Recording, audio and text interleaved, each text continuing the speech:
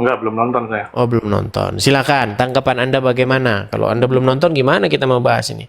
Mengenai iblis berjasa membuat Nabi masuk surga. Makanya kalian sudah waktunya mengirim doa-doa. Terima kasih kepada perempuan Yahudi yang telah meracun Nabi. Oleh karena Nabi diracun, maka Nabi masuk surga. Bang, saya nggak bilang itu logikanya Juma ya Bang ya. Saya nggak mengatakan itu iman Anda, nggak. Tapi itu logikanya Juma seperti itu. Nah, ini yang seharusnya tugas dari umat untuk meluruskan guru kalian. Begitu. Silakan Bang. Saya belum nonton, cuman udah pernah lihat di video lain. Emangnya sama kayak gitu. Ya, karena kan Zuma bilang begini Bang. Iblis itu berjasa dalam hal iman keselamatan orang Kristen. Karena apa? Karena peran iblis lah, peran Yudas Iskariot lah, peran daripada ahli-ahli Taurat dan orang-orang jahat lah, sehingga terjadi penyaliban. Nah, karena terjadi penyaliban, maka di situ terjadi penebusan dosa. Nah, menurut logikanya si Juma, berarti iblis punya jasa di situ. Nah, berarti saya balik logikanya dia, gitu loh. Di dalam meninggalnya Rasul, meninggalnya sang Nabi, itu kan disebabkan oleh karena racun. Anda tahu? Nggak tahu. Tahu atau enggak? Tahu saya. Oke. Nah, oleh karena perempuan Wahyudi ini meracun sang Nabi, maka Nabi meninggal dan dia syahid masuk surga. Berarti logikanya perempuan tersebut berjasa. Berarti dia harus masuk surga. Dialah satu-satunya orang yang membuat Nabi masuk surga. Coba, bagaimana tanggapan Anda dengan pola pikir Juma yang sedemikian itu? Silakan. Kalau ya bukan begitu, nggak sama sih ya kalau sama Bang Zuma mah. Memang kadang Allah itu ingin mengangkat suatu kaum atau derajat seseorang dengan cara merendahkan orang lain. Caranya seperti itu salah satunya. Ya, tetapi apakah yang merendahkan, yang berbuat jahat tersebut menjadi berjasa? Seperti logikanya Juma dan Rudi Iskariot si Sinting.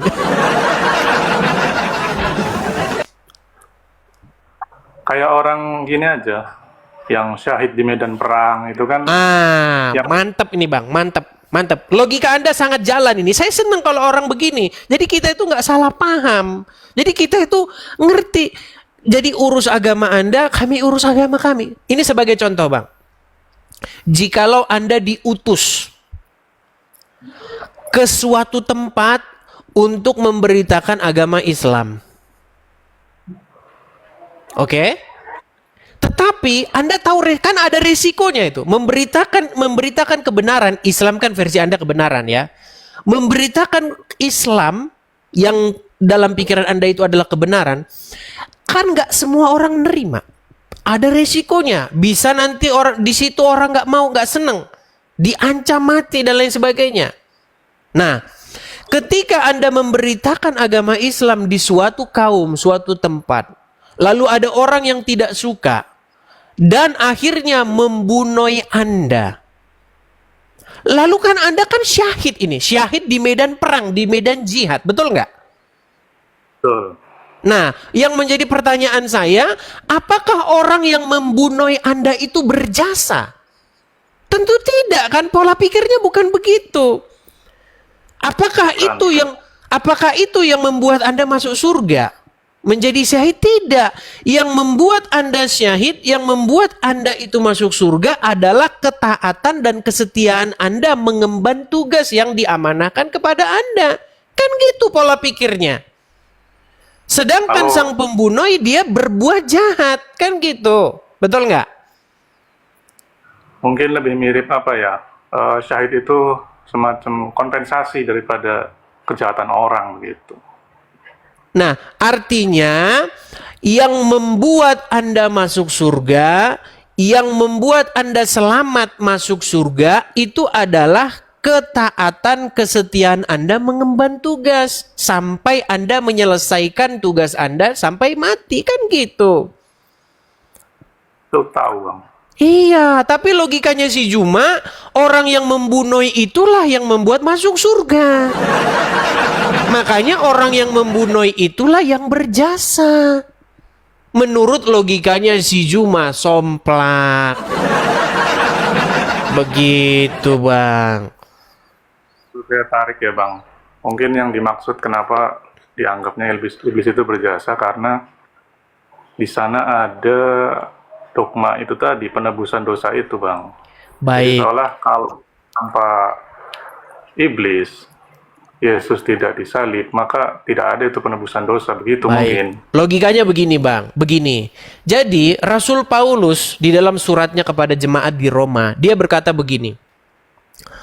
Oleh karena penolakan, kan orang-orang Yahudi, ahli-ahli Taurat dan masyarakat itu kan menolak Tuhan Yesus. Mereka menolak Yesus, nggak menerima dia. Makanya mereka berteriak untuk disalibkan. Akibat daripada provokasi dan fitnah-fitnah itu.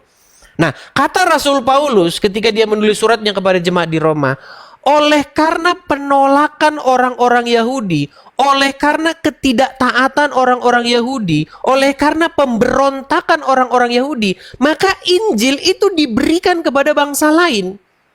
Sehingga bangsa lain mendapatkan keselamatan. Terlebih-lebih lagi, apalagi kalau orang Yahudi itu pada waktu itu taat, Bang. Oleh karena pelanggaran orang Yahudi saja bangsa-bangsa lain dapat berkat kok. Apalagi kalau orang Yahudi pada waktu itu mendengar Tuhan Yesus. Jadi pola pikirnya bukan seperti itu Bang. Begini, penebusan dosa terjadi itu begini Bang. Ketika Tuhan Yesus dianiaya, ya, mungkin kalau pakai kata Tuhan nanti Anda jadi, ih Tuhan kok dianiaya gimana sih ini? Masa Tuhan kok dia? Ya udah pakai kata Tuhan aja lah, ya. Ketika Tuhan Yesus dianiaya, ketika Tuhan Yesus disalibkan, dia tidak berbuat dosa. Sekalipun dia dianiaya, dia tidak membuka mulutnya. Seperti domba yang keluh yang dibawa ke pembantaian.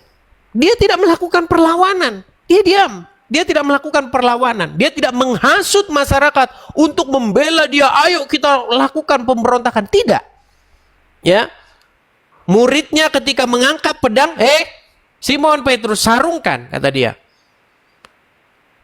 Nah, dikatakan di dalam Alkitab, ia setia sampai pada matinya. Nah, ketika Tuhan Yesus mati, tercurah darahnya di kayu salib, dia itu dikatakan di dalam surat, di dalam kitab Ibrani dikatakan, dia datang ke pelataran rumah Tuhan, bukan membawa darah domba, bukan membawa darah lembu seperti imam-imam.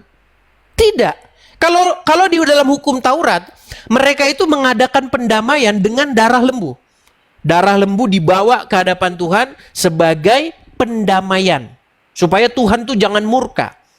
Tetapi di dalam perspektif yang lebih dalam, di dalam iman kekristenan, Tuhan Yesus sebagai imam kami, imam besar kami, ya, Tuhan Yesus sebagai imam besar kami, dia datang, datangnya itu bukan ke satu bait yang diciptakan manusia. Dia datang ke pelataran rumah Tuhan dalam pengertian rohani, dia membawa darahnya sendiri sebagai persembahan yang kudus. Nah, inilah yang diteladankan oleh Tuhan Yesus kepada kami orang Kristen. Jadi kami itu mempersembahkan kepada Tuhan tuh hidup kami sampai mati kami, gitu loh. Jadi hidup kami, ya, darah kami persembahkan kepada Tuhan sebagai persembahan yang kudus. Dengan cara bagaimana? Dengan cara kami setia melakukan firman Tuhan itu. Sekalipun kami dianiaya, sekalipun kami ditumpahkan darah kami, seperti itu. Nah, ketika darah itu tercurah, disitulah Tuhan Yesus mengadakan penebusan dosa.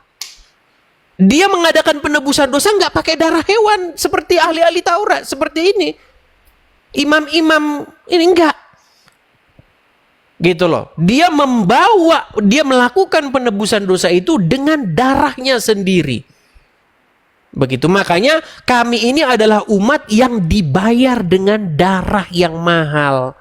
Begitu, bukan dengan darah hewan, tidak, tetapi dengan darah Yesus. Korban yang sempurna. Gitu Bang, makanya kami itu dibenarkan oleh karena Yesus sudah melakukan untuk kami. Nah, setelah kami menjadi milik Yesus karena kami udah dibayar dengan darah, kami milik Yesus, tentu kami melakukan apa yang Yesus suruh. Jadi jangan ada pertanyaan, Koten, kamu kan udah ditebus, maling lah, udah ditebus kok. Bukan begitu logikanya. Barang siapa menjadi milik Yesus, barang siapa menjadi kepunyaan Yesus, maka dia melakukan apa yang Yesus mau. Begitu. Itu inti kekristenan, Bang. Jadi kalau kita saling mengerti satu sama lain tuh enak kita, Bang. Gitu. Ya, silakan. Tadi kalau saya perhatikan dalilnya kebanyakan dari Paulus ya Bang ya. Ya, tentu saja Paulus itu kan berbicara berdasarkan hal-hal yang ada di dalam hukum Taurat. Begitu Bang. Di mana hukum Taurat itu merupakan gambaran atau merupakan bayang-bayang tentang apa yang sesungguhnya akan datang. Begitu Bang. Seperti itu. Itulah iman kami. Membawa hal-hal yang fisik, membawa hal-hal yang ritual ke dalam hal-hal yang rohani. Begitu Bang. Karena banyak sekarang di dunia ini hanya fisik saja Bang. Hanya penampilan, contoh berwudu. Apa sih berwudu? Supaya apa? Supaya menyucikan hadas. Tetapi Bang, makna yang lebih dalam mencuci tangan itu, ya kalau cuci tangan Bang, ya itu Bang, di rumah makan, pakai sabun. Kalau hanya pengertiannya hanya cuci fisik bersih saja, kan artinya itu Bang, tangan kita ini supaya apa? Supaya tangan kita ini bersih. Tidak mengulurkan tangan kita terhadap barang yang bukan kepunyaan kita. Kan itu maksudnya. Begitu juga Bang, ajaran kami iman kekristenan. Banyak sekarang Bang, orang pakai jilbab. Di atas tertutup, di bawah terbuka. Betul nggak Bang? Betapa banyaknya orang berjilbab-jilbab tuh, konten-konten kreator. Tapi konten-kontennya mesum. Untuk apa?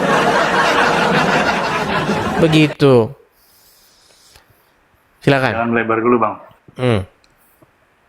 Jadi ke wudu-wudu lah.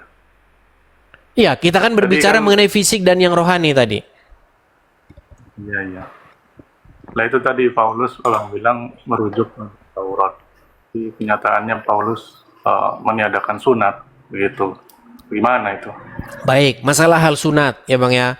Ini udah sering saya bicarakan panjang lebar Bang. Jadi sunat itu Bang, esensi daripada sunat itu adalah tanda perjanjian. Nah, kalau umat sudah masuk ke perjanjian, maka dia harus mengikuti butir-butir perjanjian itu Bang. Contoh Bang, kalau kita mengikat perjanjian, ada nggak materai perjanjian kita? Kalau cuman janjian, ntar malam kita olahraga ya, lari bareng. Ya susah Bang, nggak usah perlu perjanjian. Ini masalahnya hal penting Bang. Kalau kita mengikat perjanjian yang penting, ada butir-butir yang tidak boleh kita langgar bersama. Kita sepakati bersama butir-butir itu, kita segel perjanjian itu dengan sebuah materai. Kita kasih stem anunya, tanda perjanjian kita. Nah, itulah sunat Bang. Sunat itu adalah sebuah tanda bahwa Abraham dengan Tuhan tuh pernah berjanji.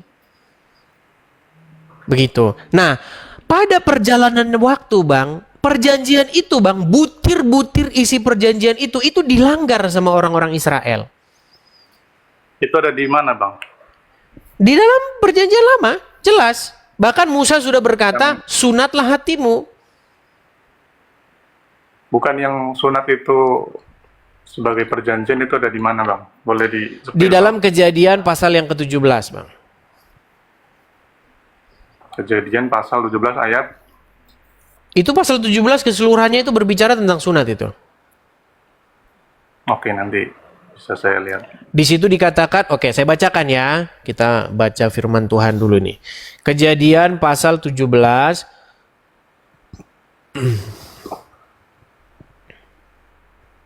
Racun sangat kuat. Sampai saat Bentar ya. Kejadian pasal 17. Yesus sunat Bang ya? Disunat, ya. Karena Tuhan Yesus mengikuti kebiasaan-kebiasaan orang Yahudi. Nah, sementara Bang, karena kami ini bukan bangsa Israel, Bang. Kami ini bangsa lain yang dicangkokkan ke dalam tunas yang sejati. Begitu. Makanya kami masuk ke perjanjian itu bukan dengan cara sunat. Materainya bukan lagi sunat, Bang. Ntar nih ya, saya kasih.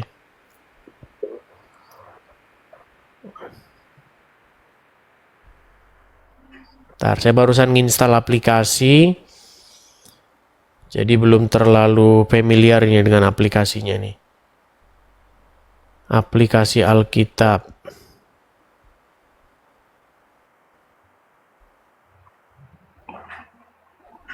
Oh ya, Kejadian pasal yang ke-17 ya. Nih, Kalau saya Abang bilang tunas yang dicangkokkan, itu maksudnya di luar Israel gitu kan Bang? Iya, kami bangsa di luar Israel, Bang. Jadi kami itu dicangkokkan kepada tunas. Begitu. Jadi kami ini ranting yang aslinya itu dari luar, gitu, Bang. Makanya kami dicangkokkan kepada pokok yang sejati. Begitu.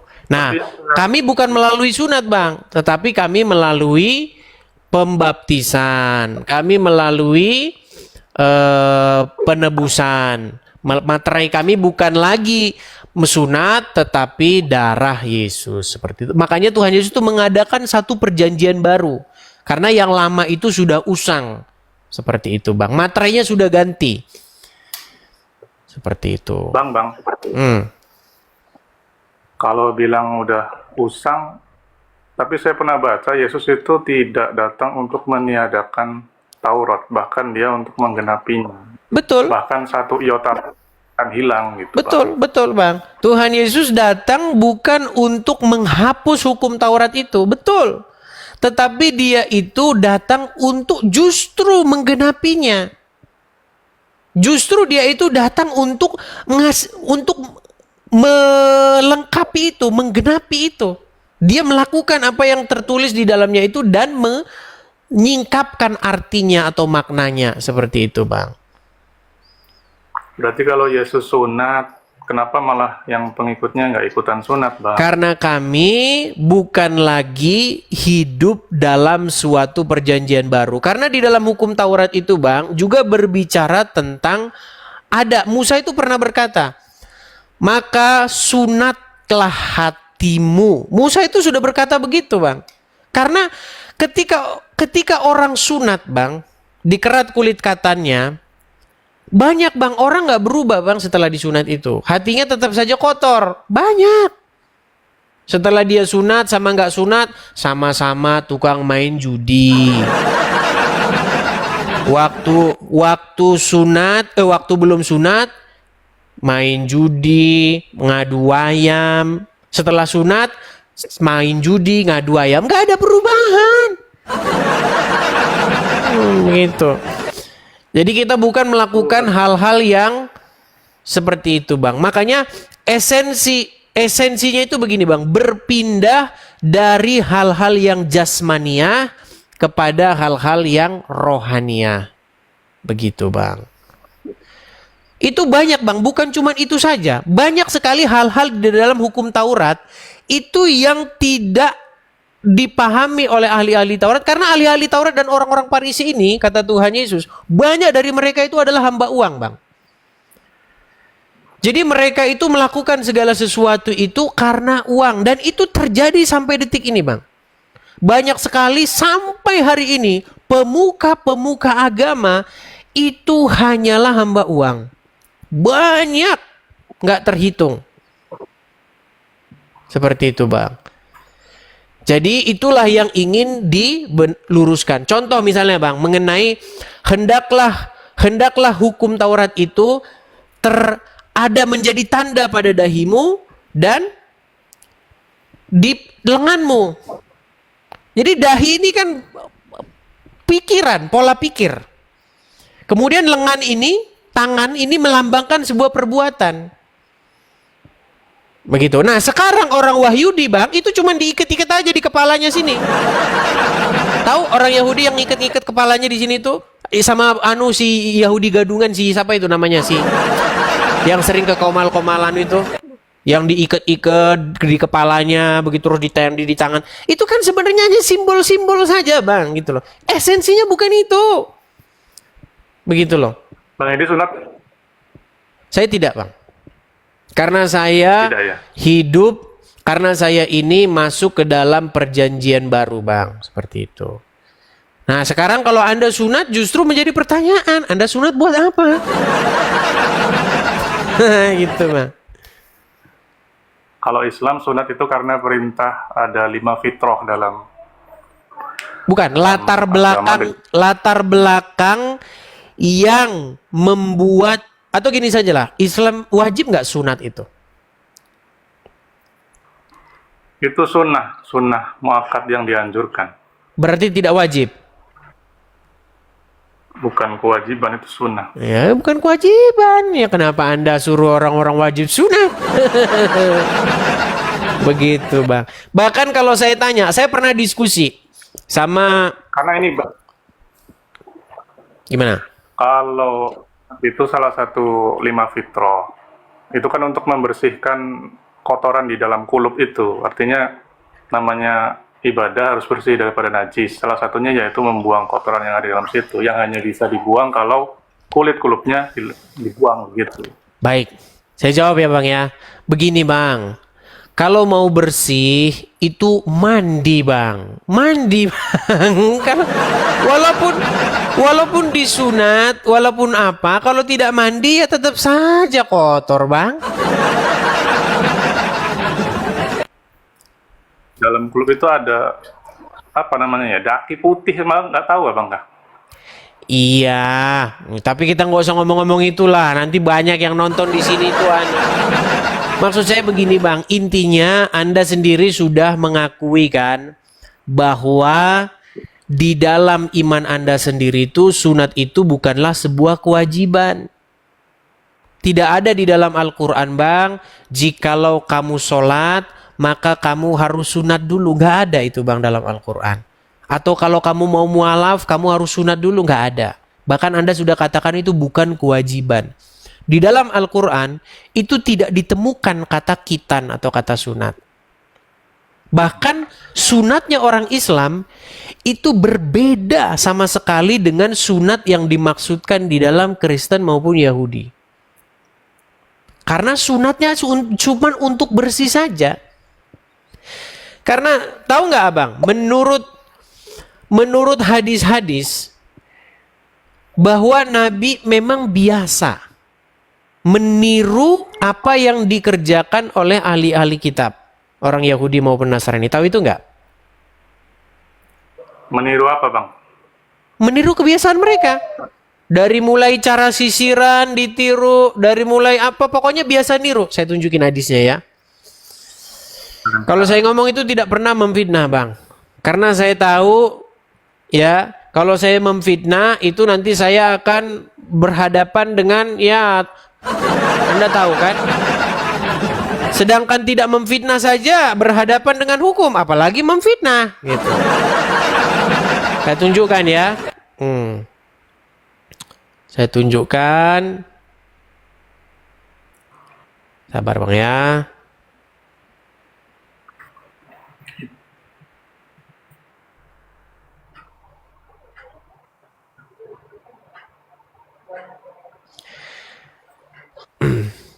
Saya tunjukkan itu hadisnya ada di dalam Sahih Bukhari. Ya. Sahih Bukhari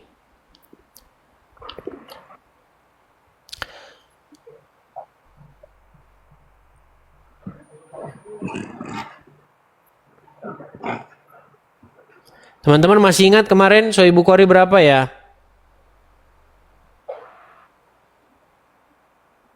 Sahih Bukhari berapa kemarin teman-teman?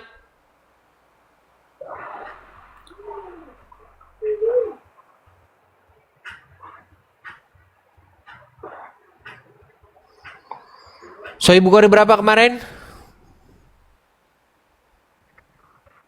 Aduh, jadi lupa saya kemarin. Coba, Sahih Bukhari berapa kemarin? Bantu saya teman-teman. 5917. Oke. Sahih Bukhari.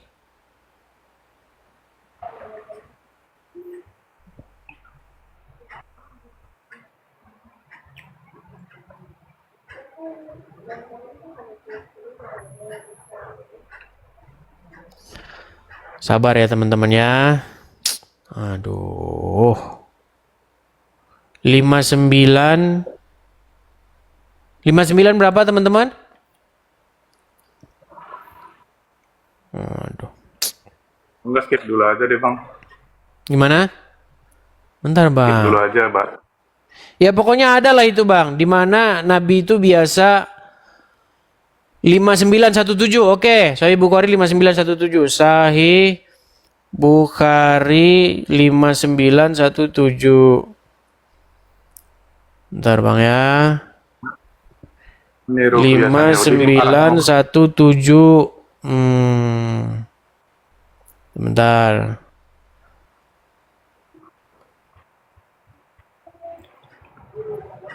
Sahih Bukhari. Nah ini bang. Nah saya balikin ya bang ya. Kita nggak pernah fitnah loh bang ya. Oke. Kelihatan kan bang ya? Ini hadisnya. Hadisnya ini sahih ya. Dikatakan begini. Dari Ibnu Abbas, Nabi biasa meniru. Ya kan? Nabi biasa meniru orang-orang dari kitab, maksudnya dari ahli kitab, dalam hal-hal yang tidak ada perintah dari Allah. Nah, contohnya apa? Orang-orang dari ahli kitab itu membiarkan rambut mereka terurai. Nah, sementara orang-orang musyrik memisahkan rambut mereka. Nah, maka Nabi membiarkan rambutnya terurai terlebih dahulu, tetapi kemudian memisahkannya. Nah, biasa dia meniru-niru bang. Dan ini bukan cuma hal rambut saja bang. Di sini hal-hal begitu. Itu hal-hal ini yang sifatnya apa ya? Jasmani ya, kayak rambut itu Mas. Ya iya, seperti tadi itu, sunat tadi itu juga bang. Sunat juga kan hal-hal yang jasmani ya. Menurut Anda kan hanya biar bersih kan? Contoh, dilihat orang Wahyudi tidak makan babi. Maka ikut-ikutan maka diharamkan bagimu babi. Dilihat orang Wahyudi, banyak loh bang hadis-hadis itu yang dia itu terinspirasi dari orang-orang Yahudi loh. Tahu siksa kubur? Mengenai siksa kubur tahu nggak? Itu terinspirasi dari mana? Gimana bang? Siksa kubur. Kenapa siksa kubur? Nah, abang banyak nggak tahu. Ya, kapan-kapan lah itu kita bahas lagi bang. Bang banyak nggak taunya. Oke, mungkin. Gimana siksa? Lu ada bang siksa kubur. Siksa kubur itu berbicara tentang pernah ada seseorang bertanya kepada Rasul, ya kan? Perihal apakah benar? Karena ada suara menjerit-jerit tuh. Oh, dari dalam kubur katanya kan. Apa itu ya Rasul? Itu adalah perempuan yang disiksa katanya. Tahu nggak? Mau saya bacain berita. Tapi nanti kepanjangan, Bang. Nggak apa-apa. Ini kan mau belajar, bukan. Oke, baik. Baik. Karena Biar dia manfaat. kemarin saya dikasih gelar ustadz loh. Nah, jadi kalian memang harus berguru kepada saya. Ya, saya bacakan ya.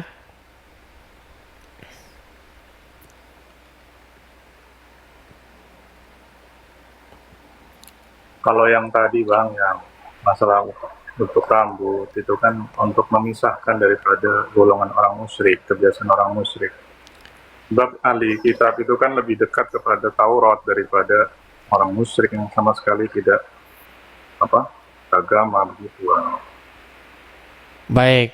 Jadi sebenarnya cerita siksa kubur itu Bang, kalau mau kita bacakan ya, berikut ceritanya Bang ya. Jadi ceritanya itu begini, saya bacakan.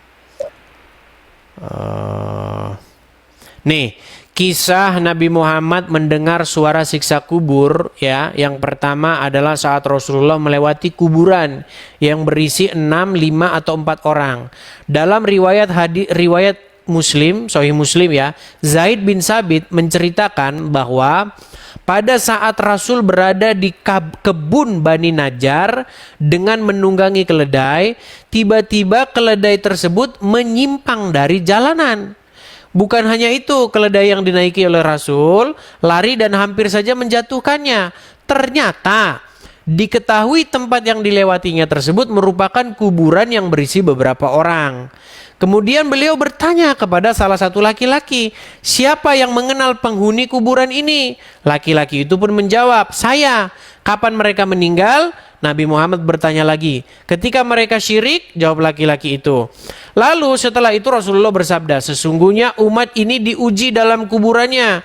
Dan kalau bukan karena kalian akan takut menguburkan, sungguh aku akan berdoa kepada Allah agar dia mendengarkan azab kubur yang kudengar kepada kalian.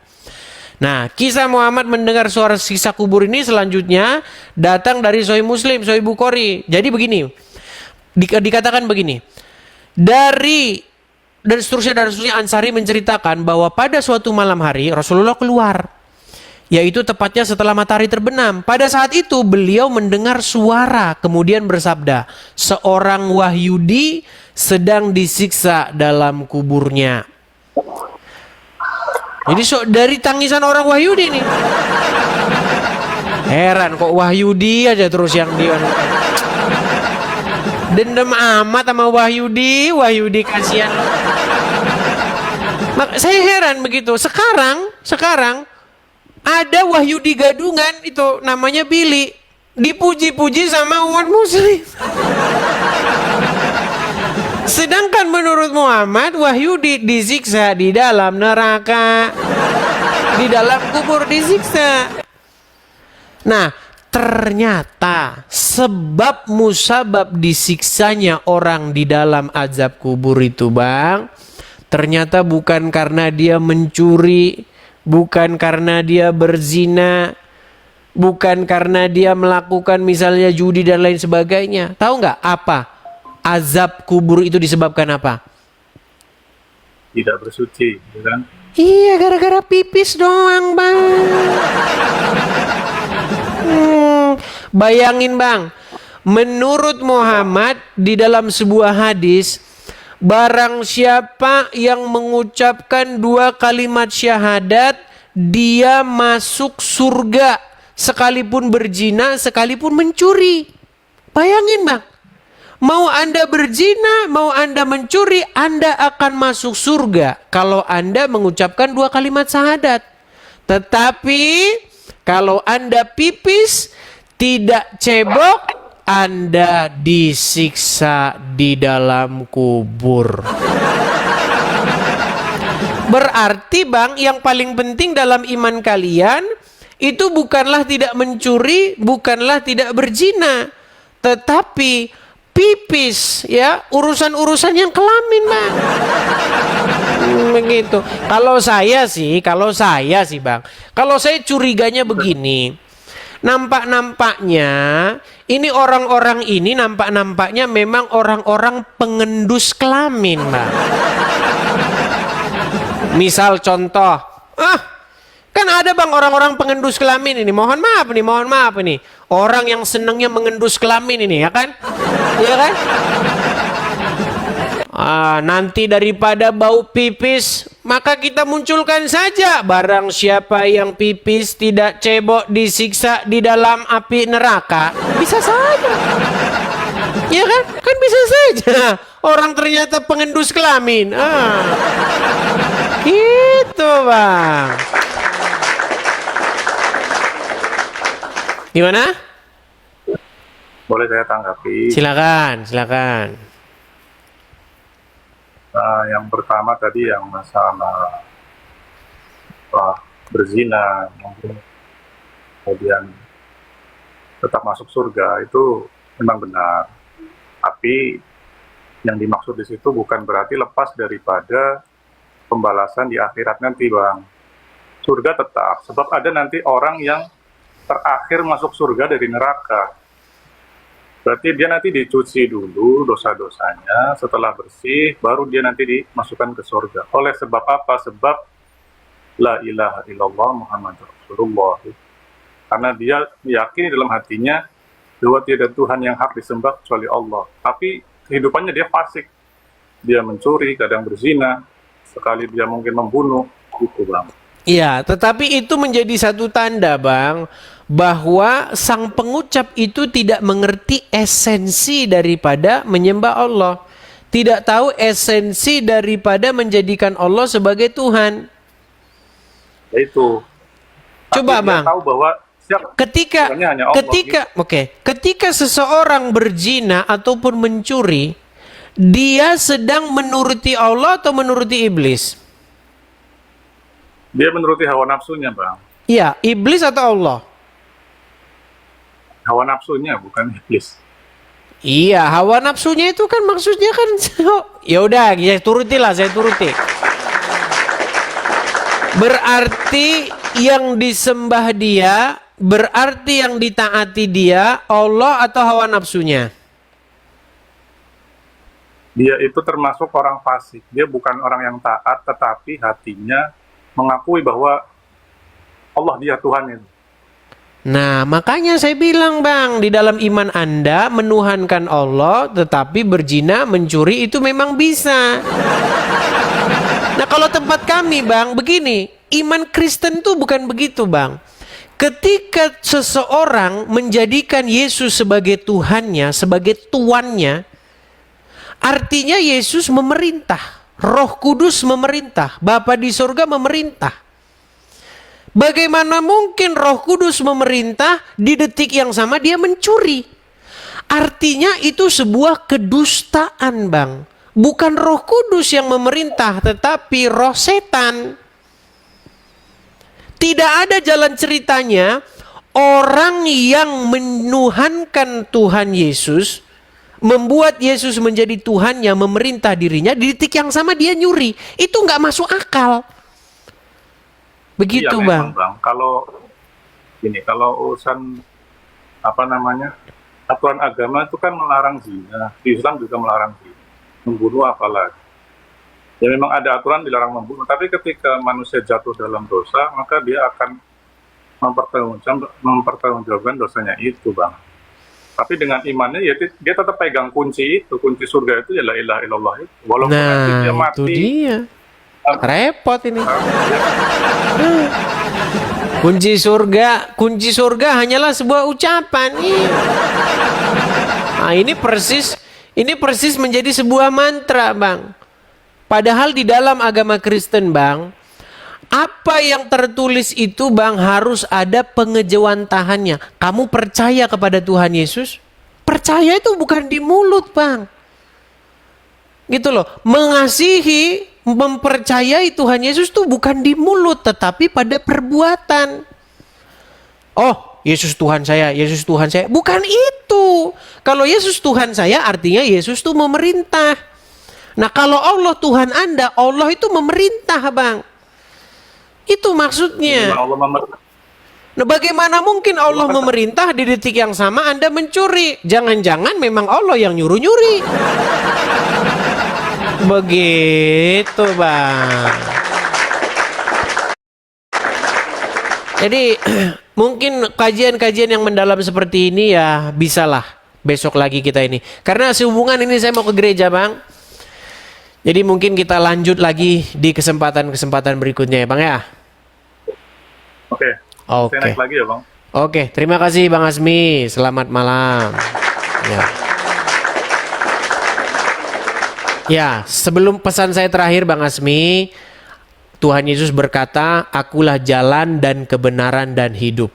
Jadi, Kalau Bang Azmi mau mengenal kebenaran, maka datanglah kepada Tuhan Yesus ya. Kalau sekarang tertawa-tertawa, tapi besok kalau direnung-renungkan pasti Anda akan bertaubat.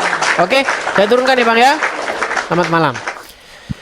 Teman-teman sekalian, sehubungan sudah di sini mau ke gereja karena jam sudah berubah ini teman-teman, sudah berkurang nambah 1 jam. Berkurang atau nambah ya? Jadi kita ke gereja dulu.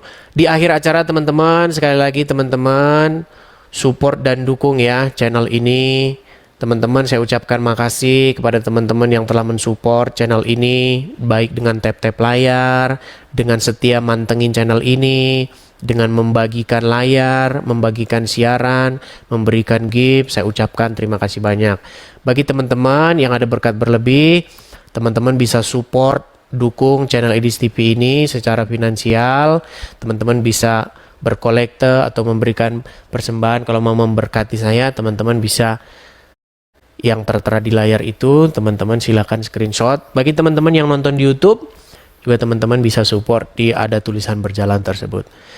Di akhir acara teman-teman, saya mengucapkan ini jam berapa ya?